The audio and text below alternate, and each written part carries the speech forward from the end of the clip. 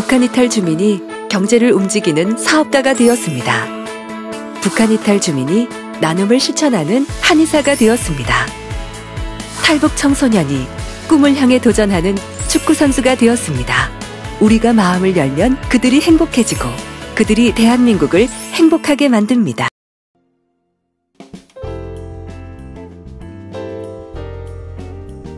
안녕하세요. 내 모습 이대로의 명수원 목사입니다. 안녕하세요. 이은경입니다. 네, 오늘 정치적인 압박, 또 굶주림, 그리고 종교적인 자유를 위해서 북한을 탈출한 우리 탈북민들이 거의 2만 명 이상 된다고 합니다. 그런데 그 탈북 과정도 얼마나 힘들었겠어요. 그렇죠. 그러나 또 이곳에 와서 정착하는 과정 또한 만만치가 않아서 많은 탈북민들이 어려움을 겪고 있는데요. 네. 우리 남한 사람하고의 동화 문제도 그렇고 또 자기들끼리의 화합 문제 쉽지 않은데 참 어려움이 많은 것 같아요. 네, 정말 그 세터민을 고용하는 기업도 많고요. 또 세터민이 직접 운영하는 그런 기업도 있고요. 사실 뭐 함흥냉면, 또 평양 운반 이런 것을 만들어내는 뉴경옥이라는 기업도 있고요. 이런 모든 것들이 정말 우리 이 사회에 적응하기 위한 노력들이 아닐까라는 생각을 해봅니다. 네. 그래서 본인이 탈북민이면서 또 같은 그 세터민들을 열심히 돕고 계신 분이 오늘 주인공이십니다. 먼저 화면을 통해서 보시겠습니다. 함흥냉면, 평양 온반, 개성보쌈까지 보기만 해도 입에 군침이 도는 북한 전통요리 학자, 북한 전통음식문화연구원 이예란 교수. 그녀가 이처럼 북한 요리의 달인으로 인정받을 수 있는 까닭은 바로 그녀 자신이 북한을 탈출한 세터민 출신이기 때문. 세터민 1호 박사 이예란 교수가 들려주는 모든 것을 예비하신 사랑의 하나님 이야기 함께 들어보자. 네, 어서 오세요. 탈북 여성 박사 1호로 유명하시죠? 북한 전통음식연구원장 이예란 원장님 나오셨습니다. 반갑습니다. 네, 반갑습니다. 북한, 이게 아까 북한이라고 그러셨네요. 능라 전통문화 전통음식문화 평생교육원. 네, 이름이 좀 긴데 그래서 그냥 줄여서 능라 교육원 원장이신데요. 지난 8월에 문을 여셨다고 들었습니다. 네, 좀 소개해 주시죠. 어떤 곳입니까? 그러니까 저희들이 이제 2009년도에 그 사단법인 북한 전통음식문화연구원을 설립을 해서 이제 기초적인 작업을 했습니다. 그리고 그 북한 전통음식문화연구원 부설로 이제 탈북자들을 위한 직업대안학교 라고 생각을 합니다. 그래서 북한 이탈 주민들이 남쪽에 와서 생활하는 데 있어서 가장 선행돼야 되고 가장 필요하고 가장 중요한 게 취업이라고 생각을 하거든요. 그렇죠. 근데 취업을 할 때 이 여러 가지 문화적인 차이 때문에 소통의 문제도 있고요.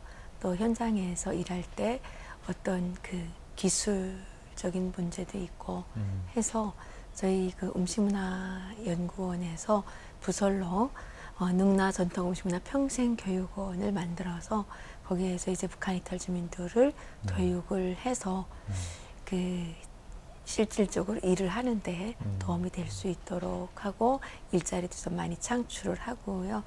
또 한 가지는 이제 누구나 다 통일이 언제 될지 모른다.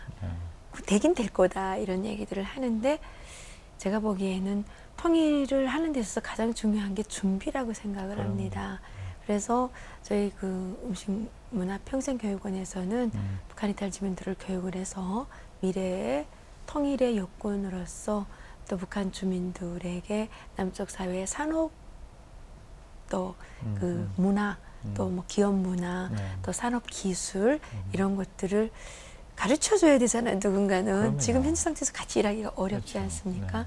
그래서 저희들이 이제 직업훈련 교사들을 양성을 할 목표를 가지고 시작은 했는데 너무 어렵습니다. 네, 사실은 이게 정부에서 해야 할 일인데 그렇다고 하네요. 네, 우리 이제 탈북을 하게 되면은 정부에서 어느 정도 기간 동안은 교육을 시키죠. 여기 적응하도록.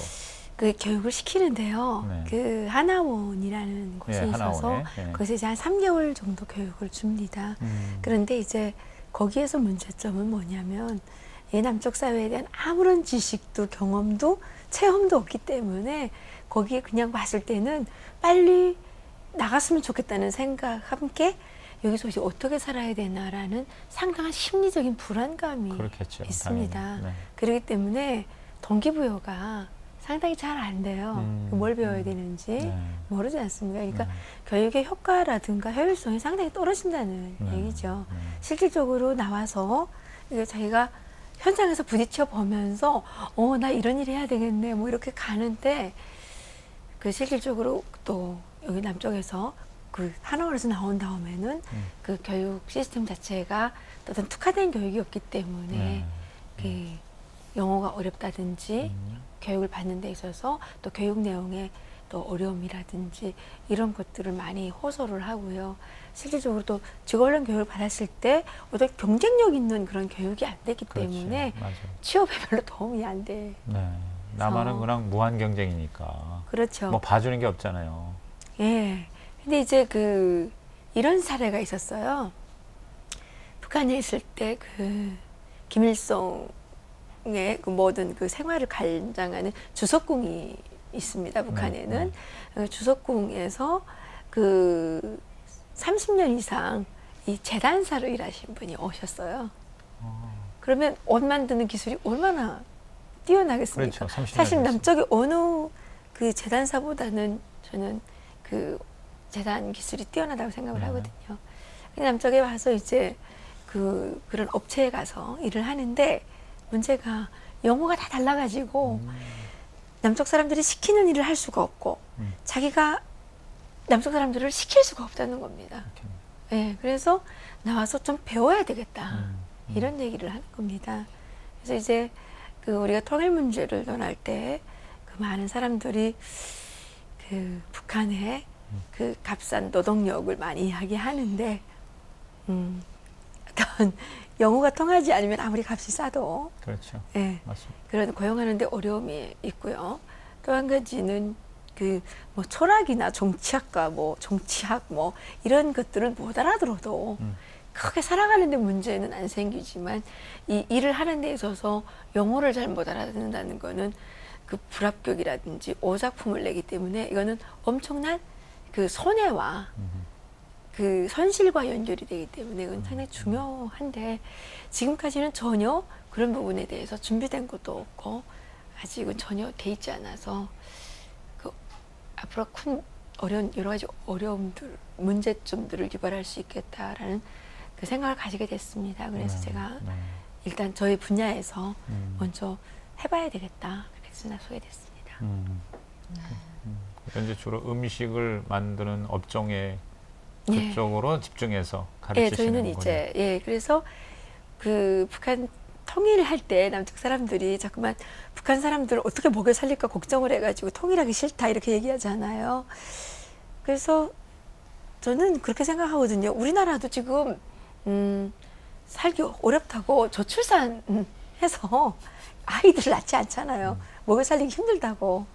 그런데 어떻게 감히 북한 사람들을 먹여 살릴 수가 있겠습니까? 그건 절대 아니라고 생각을 하고 북한의 자유와 민주주의가 보장이 되고 그 땅에 이제 자유시장 경제가 들어서게 되면 북한 주민들은 나름대로 하나님이 주시는 은혜로 하나님이 주시는 지혜로 먹고 살아가게 될 거라고 생각을 합니다. 거기에서 이제 제가 할 수 있는 일은 북한은 이제 그동안 북한이 많이 알려져 있잖아요. 매스컴에서 많이 알려져 있는데 실제 북한에 가본 사람은 상당히 적고 그렇죠. 또 우리 남쪽에만 해도 거의 1000만 명 가까이 되는 이산 가족이 살고 있기 때문에 그분들이 잠재적인 관광 고객으로 볼 수가 있을 겁니다. 그런데 다행히 북한에는 김일성, 김정일 이런 별장들이 205개인가 뭐 하여튼 200개가 넘는 별장들이 있습니다. 아, 그래요? 그러한 별장들은 정말 우리나라의 뭐 롯데호텔이나 뭐 신라호텔보다 시설이 나쁘지 않습니다. 그러니까 그것들을 다 숙박시설로 사용을 하고 거기에 이제 북한의 음식들을 잘 개발하고 이렇게 해서 내놓게 되면 훌륭한 관광상품이 될 것이다. 그래서 그때 가서 당장 준비하려면 어려우니까 우리가 여기에서 어떤 그런 기술 인력들을 키워내면 나중에 그 통일에도 기여를 하고 또 북한 이탈주민들이 남쪽에 와서 살면서 사회적인 정착을 하는데도 좀 도움이 되지 않을까 그런 생각. 아주 굉장히 구체적이고 현실적이네요. 네. 네. 네, 그 원장님 아까 능나가 네. 어떤 뜻인가요? 그 능라는 네. 그 평양에 이제 대동강에 이 한강에 왜 여의도라는 네, 섬이 있죠. 그렇죠. 그것처럼 네. 대동강에도 능라도라는 아주 아름다운 섬이 있습니다. 그 네, 있습니다. 여의도보다는 면적이 좀 작지만 네. 여의도보다는 훨씬 저는 더 좋은 풍경을 갖고 있다고 생각을 해요. 왜냐하면 능라도에서 이렇게 올려다보면 그 유명한 올밀대가 보이거든요. 네. 그리고 부병로. 네. 네. 그래서 그게 우리 병풍같이 올밀대를 병풍으로 하고 있는 그 능라도는 아주 아름다운 네. 섬입니다. 그래서 평양 하면 옛날에는 이제 평양의 또 다른 이름이 류경이라는 이름이 있습니다. 류경. 예, 그래서 버들류자의 경치경자인데 네.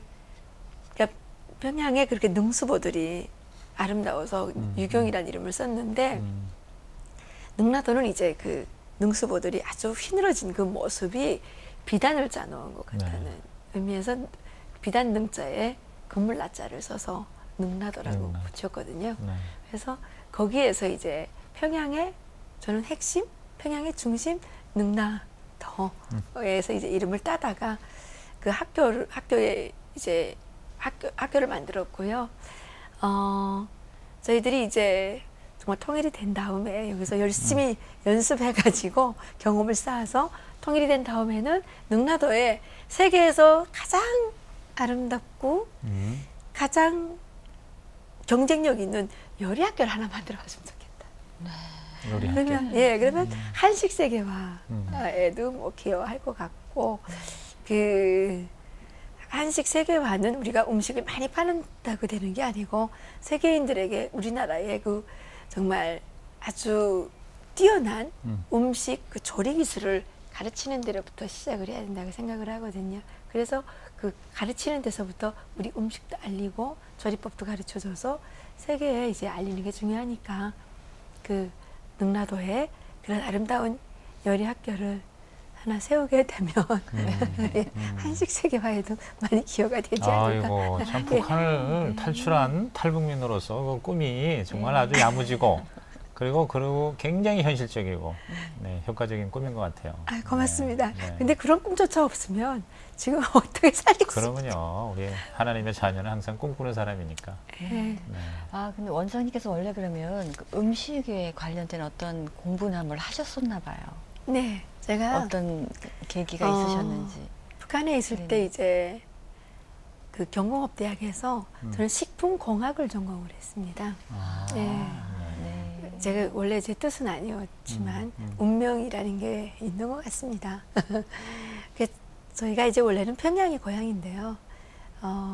제가 11살 낳은 해에 저희가 저녁을 먹고 있는데 국가보위부에서 이제 갑자기 찾아와서 저희들 짐을 다 싸가지고 저희를 추방을 보냈어요. 왜요? 이유가 뭐였어요? 저희 가족이 원래 이제 크리스찬 가족이었고요. 네. 그러니까 옛날에 6.25 전쟁 이전이죠. 네. 그 평양에 있는 창동교회 그 최필근 목사님 담임 네. 목사님이셨죠. 네. 여기 지금 살아계시는 분은 리민식 목사님이 거기 리민식 전도사님이셨어요. 네. 그래서 저희 아버지가 그 교회 다니셨고 저희 할머니 할아버지 다 그 교회 교인이셨어요. 아, 그래요? 네, 그리고 뭐 좀 땅이 많아서 부자였고요. 예, 그리고 6.25 때 월남을 하셨습니다. 그래서 저희들이 출신 성분이 나쁘지요. 그래서 누구 아버지가 지금 아버지 말씀하는 아버지가요. 네, 저희 친정 아버지 가족이 반동이지요. 북한의 부자였고, 입장에서 보면. 네. 부자였고 크리스찬이었고 나쁜 건 다 갖다. 그러면 아버지가 딸을 낳아놓고는 아니요. 내려간 거예요? 저희 아버지는 그때 청년이었으니까 해주까지 이제 그 월남을 하셨는데 거기서 이제 잡히셔가지고 못 오셨어요. 예, 할머니 할아버지 다 월남하셨고, 아하. 예, 그래서 저희 아버지가 북한에 혼자 남으신 거죠. 그래서 저희 어머니랑 결혼을 하셔서 저를 이제 나오신 거죠. 근데 이제 저희들이 출신 성분이 그래 나쁘니까 평양에서 이제 추방을 당하게 됐습니다. 그래서 저는 원래 이제 꿈이 학교 선생님, 아주 어렸을 때 학교 선생님이 좀 되고 싶었고요. 꿈은 자라면서 바뀌잖아요. 그렇죠. 나중에는 이제 외교관을 제가 평양에 살 때 제가 여기로 말하면 초등학교 4학년, 그러니까 인민학교 4학년 때 제가 추방을 당했거든요. 근데 그때 평양 외국어 대학에 이 외국어반이 중학교부터 외국어를 어렸을 때부터 해야 된다 그래가지고 외국어 대학에 중학교반을 만들어서 이렇게 학교에서 시험을 봐가지고 뽑는 그런 게 있었어요. 네. 그래서 제가 그때 거기 뽑혔었어요. 그래가지고 이렇게 북한에는 어떤 게 있냐면 외국에서 이렇게 외국 수반들이 오면 김일성이 이렇게 나가, 그때 저희 때는 김일성이니까 김일성이 이제 이렇게 나가 서면 어린이들이 나가서 이제 뭐 그 한글로 이렇게 한국말로 이렇게 뭐 하는 게 있고 그 옆에서도 이제 통역을 해서 외국어로 막 하는 행사 같은데 뭐 하는 게 있어요. 네. 멋있잖아요. 그래서 저는 나도 이제 외국어 대학 가니까 저렇게 됐으면 좋겠다. 그래서 나중에 통역관이라든지 뭐 이렇게 외교관이 좀 되고 싶었었어요. 그랬는데 추방을 당하고 보니까 제가 그런 쪽은 출신 성분이 좋지 않으면 절대로 갈 수가 없는 것이거든요. 그래서 이제 추방당에서는 과학자가 돼야 되겠다는 그 꿈을 좀 가지게 됐었습니다. 그런데 이제 중학교를 졸업할 때 대학교 추천이 좀 잘 안 됐고요. 제가 선택할 수 있는 그게 별로 없었습니다. 그래서 식품공학을 어떻게 전공을 하게 됐고요. 이게 뭐 운명이었는지 모르겠는데 저희 어머니께서 원래는 평양맥주공장에서 이제 한 17년 동안 김일성한테 올려버리는 뭐 술 만들고 뭐 이런 일을 좀 하셨었어요. 어머니께서. 예, 그러시다가 저희들이 산골로 쫓겨와서 그 살다가 또 좀 다른 도시로 옮겼는데 그때 이제 저희 어머니가 식당에 취업을 하셔가지고 식당에서 한 23년 동안 일을 하시게 되는데 고급 요리사 2급까지 이제 되셔서 음식하는 일을 하셨습니다. 네. 지금 생각해 보니까 이거는 하나님의 뜻이었나 보다라는 생각이 드는데 그 당시에는 제가 정년코 갈 곳이 없어가지고 그냥 뭐 갔던 겁니다. 네. 이제 남쪽에 와서 제가 처음에는 취직이 안 돼가지고 보험회사에서 이제 일을 좀 했었는데요. 보험회사에서 이렇게 일을 하면서 한 가지 깨닫게 됐어요. 북한은 열심히 일해도 굶어 죽는 나라입니다. 그런데 남쪽에 와서 살면서 보니까 밥 먹고 사는 거는 열심히 일을 해야 되는 것 같아요. 밥 먹고 사는 거. 근데 부자가 되는 거는 내가 열심히 일한다고 부자가 되는 거는 아닌 것 같더라고요. 네, 그러면 네, 부자가 되는 거는 하나님의 은혜를 되는 거고 밥 먹고 사는 거는 내가 열심히 일을 해야 밥 먹고 사는 것 같습니다. 그래서 저는 그때 밥 먹고 사는 거를 택했습니다. 하나님의 축복은 뭐 어떻게 하면 받는 건지 잘 모르니까 나는 열심히 일해서 밥 먹고 살아야 되겠다. 그래서 내가 그동안 한 8년 동안 공부를 했고 또 한 10년 넘게 일을 했던 그 식품과 관련된 일을 좀 해야 되겠다 이렇게 생각을 하게 됐습니다. 그래서 근데 이제 취직이 안 되잖아요. 30대 후반에 접어드니까. 그래서 제 나름대로는 엄청난 고민을 해가지고 건강음식 전문점을 차리게 됐습니다.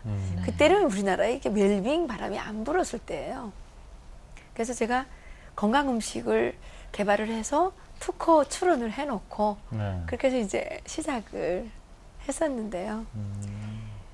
식당을 그러다가 이제 식당을 하다가 이화여대에서 이제 공부를 하게 됐어요. 그래서 이제 너무 어려워서 정리를 하게 됐는데 제가 식당을 정리하고 나니까 우리나라에 웰빙 바람이 불더라고요. 그때 제가 학교를 안 가고 그냥 건강 전문점을 계속 했으면 또 어떻게 됐을지 모르는데 저는 그 공부를 할 수 있었던 것도 하나님 은혜고 지금 이 자리에 앉아 있을 수 있는 것도 하나님 은혜라고 생각을 하기 때문에 다 모든 것이 넘치거나 그 모자라거나 아니고 다 정말 퍼펙트하게 하나님께서 인도해 주셨다고 생각을 합니다. 이제 본인이 음식을 만들거나 또 그것을 판매하는 그런 일은 이제 안 하게 됐지만 이제 많은 그 세터민들에게 그러한 길을 열어주는 또 그런 새로운 일을 하게 된 거네요. 네. 예. 지금 우리 이혜란 원장께서는 우리 탈북민 가운데서 가장 성공한 분 중에 한 분으로 알려져 있습니다. 그런가요? 네. 잘 모르겠습니다. 예. 그리고 별로 성공 아닌 것 같아요. 네. 그리고 작년에는 굉장히 그런 걸로 인해서 큰 상을 받으셨다고 그러는데 한번 소개 좀 해주시죠. 어떤 상을 받으셨어요? 사실 너무 가분한데요. 네. 더 잘하라는 격려로 그냥 생각을 하고 네. 싶었습니다. 네. 미 국무부에서 미 국무부에서. 네. 해마다 이제 전 세계에서 한 10명 안짝으로 그 여성의 뭐 인권 신장, 네. 그다음에 사회 정의 이런 것들을 위해서 이제 뭐 노력한 여성 활동가들에게 아마 주는 상인가 봅니다. 그래서 용기 있는 국제 여성상이라는 공식 이름인데요. 용기 있는 국제 여성상. 예.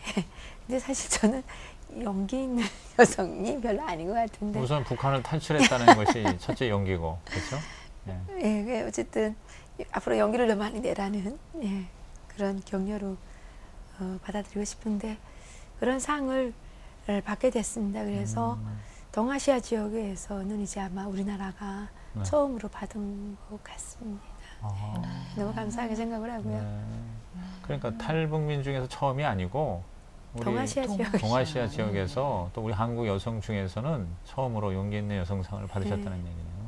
그럼 그 상을 국무부에서 줬을 때 특별히 탈북과 함께 어떤 면을 더 그렇게 좋게 평가를 하셨을까요? 이제 그때 뭐 이렇게 저의 공적 보고라 그러나요? 뭐 그게 힐러리 장관님께서 나오셔서 이제 읽어주는 거 보니까 본인이 탈북자임에도 불구하고 이제 와서 다른 탈북자들을 좀 도왔다는 뭐 내용들도 좀 있고요. 저희가 이제 추방을 당했지 않습니까? 그러니까 평양에서 산골에 상간오지에 저희들이 추방을 당해서 거기는 이제 수용소나 같은 곳입니다. 거기는 다 추방된 사람만 사는 것이니까 철창은 없지만 감옥이나 같은 것이고요. 거기에 사는 사람들은 어떤 사람들이 사냐면 일제 시대에 이제 엘리트였던 분들, 뭐 동경대학이나 그러니까 동경제국대학이나 뭐 와세다 대학 뭐 이런 대학 졸업하신 엘리트들이랑 그다음에 해방 전에 이제 부자였던 분들, 그다음에 우리가 갔을 때 계속 추방되어 오는 사람들은 남편 중에 이제 뭐 정치범으로 잡혀갔거나, 그러니까 가족 중에 누가 정치범으로 잡혀갔거나 그런 가족들이 다 저희 거기 와서 추방돼서 사는 거예요. 그러니까 일종의 이제 정치적인 핍박을 받는 사람들이지요. 예. 그래서 거기에서 이제 살다가 이렇게 와서 또 이대에서 공부하고 또 그동안 탈북 대학생들, 그 다음에 탈북 여성들을 위해서 별로 큰 일을 많이 못했는데 그런 어떤 활동한 것들을 이제 많이 얘기를 하면서 뭐 치하를 해주시더라고요. 그래서 너무 황송했습니다. 네. 아니 황송이 아니라 정말 대단하지 않습니까? 그렇죠. 나와서 더군다나 공부해서 또 박사과정까지 하고 네. 대단한 것 같습니다. 원장님께서는 한 97년도에 나오신 건가요? 네. 그동안에 뭐 그 고생이란 어떻게 말로 표현 못 하시겠죠. 네, 그냥 황송합니다라고 표현하시는데 정말 너무 겸손하다라는 생각이 듭니다. 또 영어 성경 공부하신다는 얘기 들었습니다. 네. 그 교육원에서 어떻게 시작을 하셨는지 또 어떻게 하고 계시는지 좀 얘기해 주세요. 제가 이제 한 8년 전에 대학교 그때는 이제 석사 마치고 나서 박사를 할 때입니다. 네. 이제 할 때인데 제가 이제 이대에서 공부를 하면서 보니까 제가 잘나서 공부한 것도 아니고 제가 무슨 능력이 있어서 공부한 것도 아니고 제가 똑똑해서 공부한 건 더욱도 아니고요. 정말 하나님 은혜로 전 과정 장학금 받으면서 공부할 수 있었거든요. 근데 그거는 어떻게 보면 행운이어서 너무 감사한 거긴 하지만 어떻게 보면 다른 쪽으로 보면 그거는 제가 분명 이 사회에 진 빚이라고 생각이 들었습니다. 그래서 제가 갚을 수 있는 게 뭐 무슨 장애인들을 위한 어떤 복지단체를 세울 수도 없고요. 탈북자들이 잘 적응할 수 있도록 뭔가를 내가 갖고 있는 한계선에서 해봐야 되겠다는 생각을 하게 돼서 이제 일을 좀 하게 됐어요. 네. 그래서 이제 탈북자 대학생들이 대학교는 좋은데 다니는데 영어가 안 돼서 네. 그 취직들이 잘 안 돼요. 졸업을 하는데 그래서 그 부분을 어떻게 좀 해결을 해봐야 되겠다 싶어가지고 그 YBM 그 어학원 회장님을 만나서 그런 제안을 좀 드렸습니다.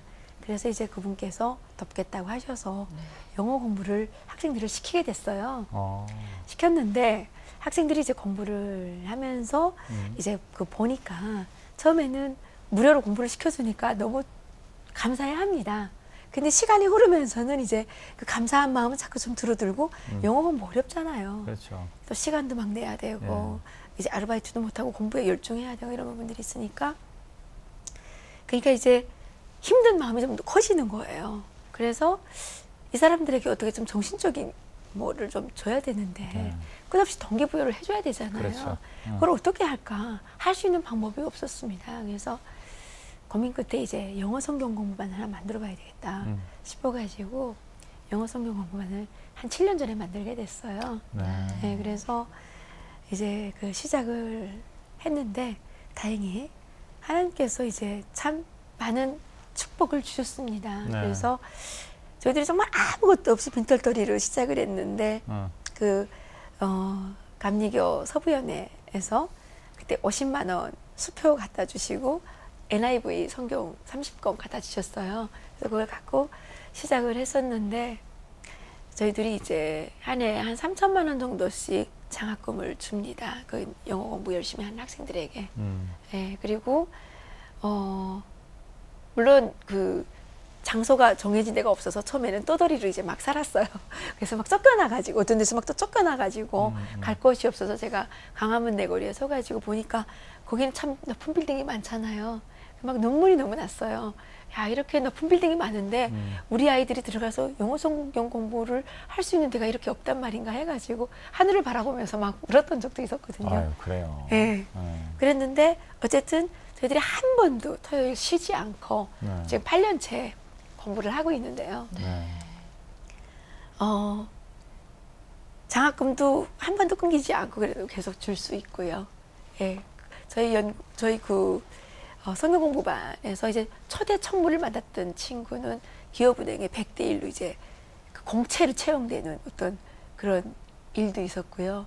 또 미국의 박사과정 공부하러 간 친구도 나왔고 또 이제 아마 갔을 겁니다. 17일 날 영국에 또 회장했던 친구가 영국에 장학금 받으면서 석사과정도 공부하러 갔어요. 네, 그리고 올해 이제 10월 22일 날 국동방송 복음성가경연대회 하죠. 네, 세종문화회관에서 하는데 또 총무를 맡았던 적이 있는 친구입니다. 이대 나왔는데 이번에 거기 복음성가경연대회에 찬양 가수로 최종 예선에서 합격해서 세종문화회관에서 찬양을 부르게 됐습니다. 네, 그래서 그 외에도 이제 여러 가지 그런 기적들이 있었는데 하나님께서 정말 작정하고 그 이렇게 은혜를 내려주신다는 생각이 듭니다. 그래서 매주 토요일마다 저희들이 성경 공부를 이제 하는데 저는 그냥 장소 마련하고 그 어떤 할 수 있도록 하는 것만 할 뿐이지 그 모든 것은 다 하나님께서 인도해 가시는 과정이라고 생각을 합니다. 그래서 저희들이 이제 매주 토요일에 그 최창섭 장로님 네, MBC 아나운서 하셨죠? 네, 그분이 오셔서 영어 성경 공부도 가르쳐 주시고 그분이 직접 가르치시고 네, 가르치시고 그 또 영어 성경을 매주 한 구절씩 외워요. 그러니까 아이들이 혀가 아주 잘 돌아가요. 그래서 이제는 그러니까 영어를 상당히 참 잘하게 되는 그런 게 있습니다. 그 영어 성경 공부라고 그러면은 교회에서 얼마든지 할 수 있을 텐데 그 모이는 장소가 그렇게 없어서 힘들으셨어요? 근데 이제 교회들에도 또 이제 갑자기 그렇게 하기도 어렵고 또 이제 탈북자들이 보면 그 이렇게 둥그렇게 이제 외곽에서 살아요. 그러니까 어느 한쪽으로 치우치면 그 지하철 타는 시간이 한 2시간 넘어 되니까 너무 어려워서 종로 쪽에서 그래서 제가 지금 비싼 임대료를 내고 종로에 있는 이유도 탈북자들이 공부할 때 좀 탈북자가 가지고 있는 건 아무것도 없습니다. 사실은 돈이 있습니까? 뭐 우리나라에 대한 지식이 있습니까? 아무것도 없는데 우리가 자체를 뭔가 낼 수 있는 거는 시간이거든요. 잠자는 시간 줄이고 네. 노는 시간 줄이고 어디 왔다 갔다 가는 시간 좀 줄이고 그 시간을 효율적으로 이용하는 게 우리나라에 잘 적응하기 위한 가장 중요한 그 뭐죠? 그 노하우가 네. 되겠죠. 네. 그래서 그 분명 배워야 됩니다. 그래서 종로에서 비싼 임대료를 내면서 있으려고 하니까 제가 정말 너무 어려워요. 아, 그래요? 임대료 지금 몇 달째 막 밀리기도 하고. 아, 그래요? 예, 그렇게 이제 돼 있는데 많은 분들이 임대료 줄이는 데를 가라 그렇게 하는데 임대료를 줄이면 탈북자들이 그 접근성이 너무 떨어지니까 공부하기 어렵잖아요. 제가 거기 뭐 폼 잡으려고 있는 것도 아니고. 접근성이 제일 좋은 데가 바로 그 종로 쪽이에요. 종로 쪽이죠. 이제 보십시오. 김포공항 쪽에 네. 또 살고 있고 네. 저기 의정부 뭐 이런 노원구 뭐 이렇게 있잖아요. 그러면 거기에서 이제 외곽으로 가면 비싸지 않습니까? 그러니까 거기 외곽으로 가면 그러니까 어쨌든 도심 도심, 지역이 예, 좋다. 제일 아, 강남 쪽은 좀 더 그러니까 네. 그 제일 저희들이 성경 공부를 운영하면서 네. 보니까 제일 유동성이 좋은 데가 종로. 그러면 종로, 광화문, 뭐 서울역 이 정도 지역이네. 그렇죠. 예, 제일 좋다. 네, 그거 한번 알아봐야 되겠네요. 또 이 방송을 보시는 분 중에서 그런 네. 장소를 제공을 하고 싶은 네. 사람이 내 생각에 나타날 것 같아요. 근데 월세 부분만 없으면 네. 저희는 정말 무료로 다 할 수 있습니다. 근데 월세 때문에 그 규모가 어떻게 돼요? 몇 명이 모일 수 있는 공간이 돼요? 근데 이게 이제 그 교육청에서 허가를 받아야 되거든요. 그러니까 지금 저희가 종로에다 해놓은 데는 그 70평 정도 되기 때문에 그 강의실이 한 3개 정도 나옵니다. 이런 강의실, 또 조리 강의실, 또 제과 제빵. 그렇게 해서 시설은 지금 다 해놓았는데. 아, 그러니까 능락교육원 그 사무실 안에 성경 공부반이 있군요. 근데 이제 그 성경 공부반을 따로 하려면 따로 하는 게 아니라 그거를 또 유지하는 인력이 들어가야 되고요. 네, 어렵습니다. 그래서 무슨 거기는 말인지. 다 그러니까 그 무보수로 그다음에 그 장소는 저희 연구원에 있는 저희 교육원에 있는 장소를 그냥 무료로 활용을 해서 그렇게 해서 성경 공부를 하고 있습니다. 그러니까 장학금을 주지. 그냥 장학금 못 줍니다. 저희들이 월세 줄이고 밥값 줄이고 예, 그 인건비 다 줄이고. 나는 성경 공부 반만 생각했는데 네네, 능락교육원 교육원. 전체 네. 적어도 한 7, 80평 정도. 근데 그 네. 안에 이제 시간을 내서 그 공간에서 성경 공부를 예. 한다. 네. 그래서 영어 성경 공부하면서 예수님을 만나고 구원을 네. 받은 사람도 많았겠어요. 예, 한 친구가 그런 얘기를 하는 거예요. 그 친구도 이제 숙대 졸업하고 그 대기업에 취업을 했어요. 네. 나이도 많았는데 어떻게 대기업에 취업을 했는데 그 얘기를 하는 거예요. 자기가 처음에 와서는 교회를 이제 안 다녔는데 이게 성경 공부 때문에 자꾸 나와서 이제 하다 보니까 교회를 다니게 됐는데 어느 날 보니까 자기가 찾아간 게 아니고 하나님이 이미 자기를 알고 계셨구나. 그 생각이 들었다는 거예요. 그래서 제가 그거 한정할 때 막 울었어요. 예, 그리고 이제 한 친구가 그 혼자예요. 그 북한에 있을 때 아버지하고 어머니가 이혼을 하셨고 어머니가 이제 신부전증으로 그 아파서 약을 구하러 중국에 그러니까 약값을 벌으러 중국에 와서 식당에서 이제 일을 해가지고 돈을 벌어가지고 북한으로 돌아가니까 그 어머니가 돌아가셨더래요. 근데 여동생이 한 명 있었는데 그리고 아버지 돌아가셨대나 봐요. 근데 여동생이 한 명 있었는데 자기가 가니까 여동생이 자기를 찾아서 두만강을 건너서 중국으로 간 거예요. 그래서 헤어진 거죠. 그래서 날 보고 그런 얘기를 해요. 언니 나는 꼭 성공해야 돼요. 자기가 성공하려고 하는 거는 다른 이유가 아니라 자기가 성공을 해야 잃어버린 동생을 찾을 수가 있다는 거예요. 그래서 자기가 성공을 해서 언론에 많이 알려지게 되면 동생이 자기를 미안합니다. 네, 알게 되고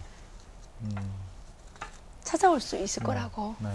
그런 얘기를 하는 거예요. 그래서 제가 그때 이제 그랬어요. 글쎄 내가 너를 어떻게 하면 성공할 수 있는지 그건 잘 모르겠는데 일단은 하나님을 믿어보는 게 어떻겠느냐. 그랬는데 그 친구가 교회에 아주 잘 나가요. 네. 아주 잘 나가고 지금 미국에 유학 가 있는데요. 네. 아, 미국에 유학 갔어요? 네, LA 영락교회에서 자원봉사도 하더라고요. 한글 가르치는 자원봉사를 한대요. 예, 그래서 그런 부분들이 정말 하나님께 감사하는 부분이고요. 처음에는 이제 친구 따라서 또 그냥 영어 공부할까 해가지고 이렇게 또 장학금 좀 준다 그러니까 장학금 좀 받을까 해가지고 이렇게 왔다가 그런 어떤 정말 뜨거운 감정들이 많이 있습니다. 그래서 그럴 때마다 정말 하나님께 너무 감사드리고 우리는 너무 한심하니까 하나님이 잘 봐주시나 보다 그런 생각이 들어요. 엄마가 돼서 보니까 너무 똑똑한 아이 한 대보다는 뭔가 잘 못하고 너무 한심해 보이고 그런 애가 더 애정이 가잖아요. 예. 그러니까 한 지금 7, 8년째라고 그러셨어요? 예. 성경 공부를 시작한 거는 지금 7년째. 7년째. 그럼 그동안에 거쳐간 그 탈북 학생들이 얼마나 됐을까요? 대략? 상당히 많죠.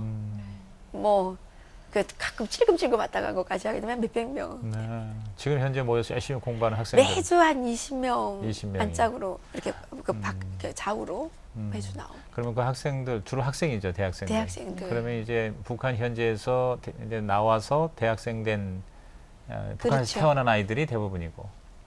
그렇죠. 여기에 북한에서 대학에 다니다 온 아이들도 있고 또 여기 와서 이제 대학교에 다니는 아이들도 있고 또 대학교를 희망하는 아이들도 많이 옵니다. 왜냐하면 거기에 오게 되면 어떤 대학교 입시의 그 노하우를 좀 그렇죠. 얻을 수 있으니까.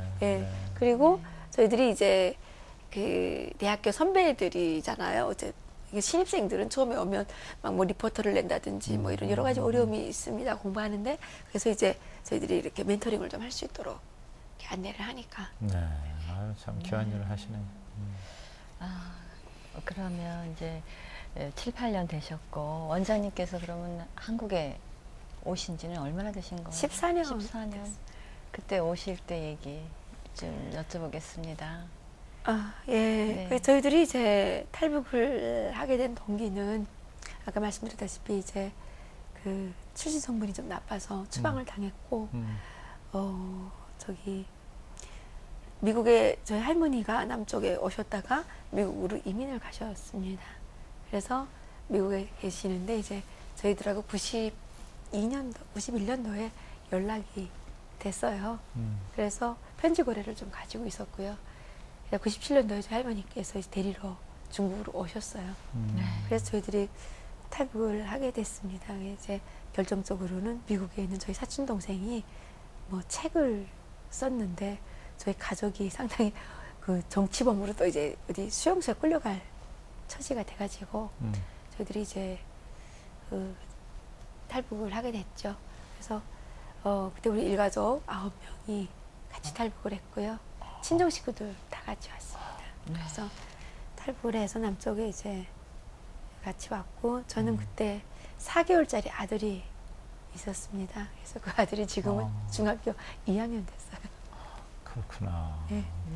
그럼 그 탈북할 때까지의 북한에서의 생활 좀 말씀해 주시죠. 뭐 다시 이제 되돌아보고 싶지 않겠습니다만은 특히 이제 10살 때라고 그랬어요 아까? 11살 때에 평양에서 그래도 평양이 저도 평양을 가봤습니다만은 평양이 특별 시민들만 사는 데라고 하는데도 그렇게 힘든데 근데 거기서 이제 추방을 당했으니까 얼마나 힘들었을까? 추방 그날 저녁에 저희들이 저녁 먹고 있는데 국가보위부에서 이제 갑자기 와가지고 이사 가야 된다고 얘기를 했어요.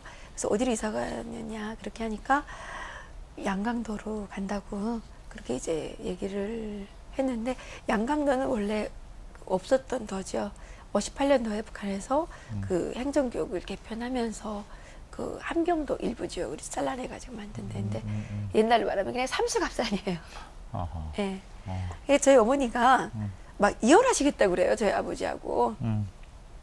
그러니까 이제 저희 추방 보내려고 온 사람들 자기는 모른다고 거기 가서 이혼하고 싶으면 하라고 하면서 어머니 짐이랑 아버지 짐이랑 따로따로 싸고 애들 짐이랑 다 따로따로 싸가지고 그 짐을 포장을 했어요.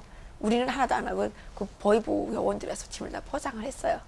강제로? 예. 그래가지고 우리는 그 우리 어머니는 다 쓰러지고 저희 아버지는 지금 얼굴이 새까매가지고 그냥 다 너구리 잃고 앉아 계시고 바깥에 저희 친척이 찾아왔는데 못 만나게 하는 거예요.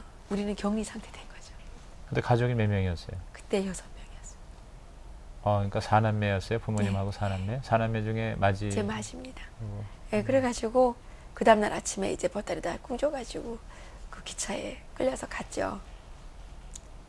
저희들이 이제 양강도 삼수군 간덕리라는 곳으로 이렇게 갔는데 가서 보니까 암담 그 자체예요. 거기는 거의 뭐 중세 같아요, 중세. 전기불도 없죠. 전기불도 없고. 네. 그리고 너무 추워요. 해발 1450m 이렇게 되니까. 네. 겨울에는요, 너무 추울 때는 영하 막 40도 막 이렇게 돼요. 평균 온도가, 겨울에 평균 온도가 영하 28도 뭐 이렇게 되거든요. 그러니까 정말 추워요. 그래서 저는 얼굴이 2번씩이나 얼었어요. 그렇겠어요. 예. 그리고 저희 동생도 막 발에 동상 입어가지고 막 발이 막 이만큼 막 붓고 그랬거든요. 그래서 거기는 특발성 궤조라고 이게 이게 뼈가 썩어서 다리가 이렇게 얼어서 있잖아요. 발 같은 게 얼면 그 이런 걸수염 같은 거 생기잖아요. 네. 그런 걸로 돌아가시는 분들이 되게 많아요. 아하. 이게 얼어서 뼈가 썩어서 들어가는 그런 병에 걸려가지고 그거는 계속 썩어 올라가잖아요. 그래서 돌아가시는 분들 많이 계시거든요. 거기는 이제 감자 농사 지어서 살아야 되고요. 진짜 먹을 거 감자밖에 없어요. 감자. 네, 그래서 저는 지금도 감자 너무 싫어해요. 그래서 여기 너무 많이 처음에 봤을 때 네네. 그 미팔근 그 식당 있잖아요. 네. 미팔근에 들어가면 그게 식당 있죠. 네. 양식당. 네. 네. 거기 가서 이제 초대받았는데 네. 사람들이 다 뭐 시키는지 몰라가지고 뭐 시키라 그러는데 뭐 시키는지 몰라가지고 그냥 스테이크를 시켰더니 감자 그 왜 껍질 안 벗기고 막 찐 거 있잖아요. 네. 그 감자 하나 나오고 소고기 나오더라고요. 네. 그래서 저는 그날 저녁에 굶었어요. 그 지겨운 감자가 나와서. 네. 예, 감자 냄새도 지금 아직 좀 싫어하거든요. 얼마나 그럴 정도로 저희가 감자를 많이 즐겼어요. 먹었어요. 그러니까 거기는 감자를 삶아서 이렇게 부스러뜨리면 밥이에요. 그리고 그 반찬 같은 건 못 해 먹어요. 왜냐면 그게 식량이기 때문에 거기는 이제 반찬이 그냥 갓을 짜게 김치를 담아가지고 얼려요. 그래서 그거를 그러니까 김치우물 2m 깊이로 파거든요. 그래도 너무 추우니까 얼어요. 네. 그러면 그거를 이제 상당히 짜게 해요. 물을 부어 먹어야 되니까 채소가 작으니까.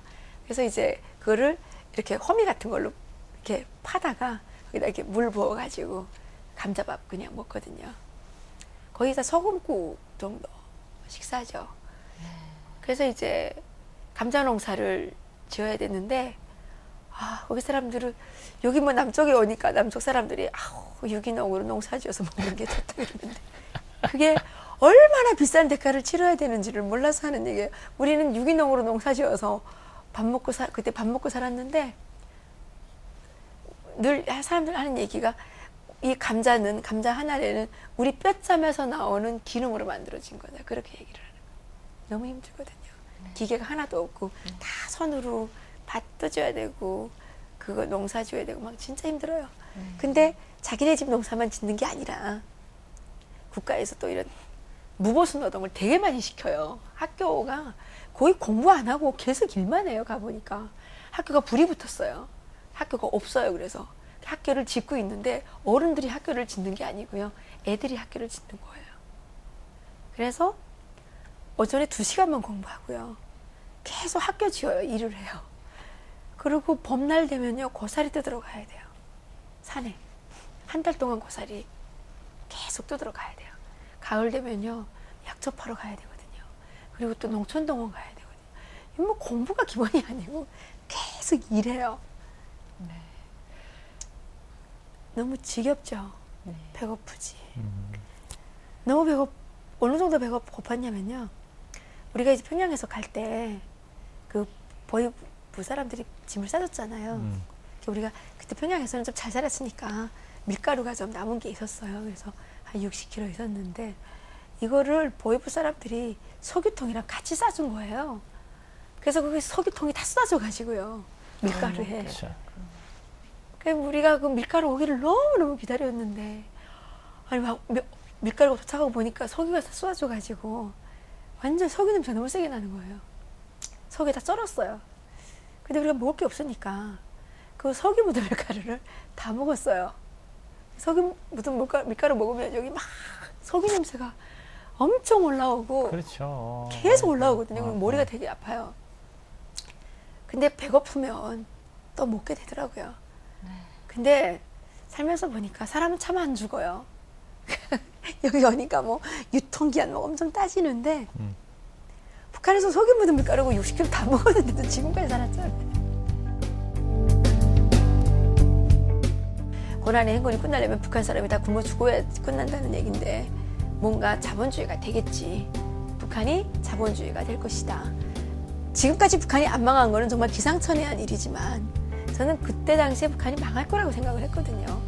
그럼 뭐 고난의 행군이 끝난다고 하는데 도대체 끝날 기미도 보이지 않고 가족이 이제 막 합의가 이루어지지 않아가지고 일부가 먼저 탈북을 하는데 또 나오다가 또 잡혀가지고 국경경비대한테 막 잡혀가지고 우리가 막 그 강가 그 장알밭에서 엄청 매를 많이 맞았어요. 막 매 맞고 막 이렇게 할 때 우리 동생이 막 놔보고 이젠 그 쥐약 먹을 때가 되지 않았냐. 막 저희는 사실 북한에서 하나님 몰라요. 십자가 하면 공동묘지에 세우는 거. 근데 그분이 막 이렇게 기도하시는 거예요. 그래서 제가 안 저러려고 막 그분을 따라서 막 이렇게 기도를 했어요. 근데 하나님 방언을 주시는 거예요. 그래서 혀가 막 이렇게 막 말려가지고 바람개비처럼 막 돌아가는 거예요. 어떡하냐. 나는 이제부터 미치기 시작했나 보다. 난 너무너무 걱정을 했어요. 저는 그거 너무 싫어했거든요. 근데 하나님이 나한테 그 방언을 먼저 주셔요. 난 달란 말도 안 했는데. 북한 이탈 주민이 경제를 움직이는 사업가가 되었습니다. 북한 이탈 주민이 나눔을 실천하는 한의사가 되었습니다. 탈북 청소년이 꿈을 향해 도전하는 축구선수가 되었습니다.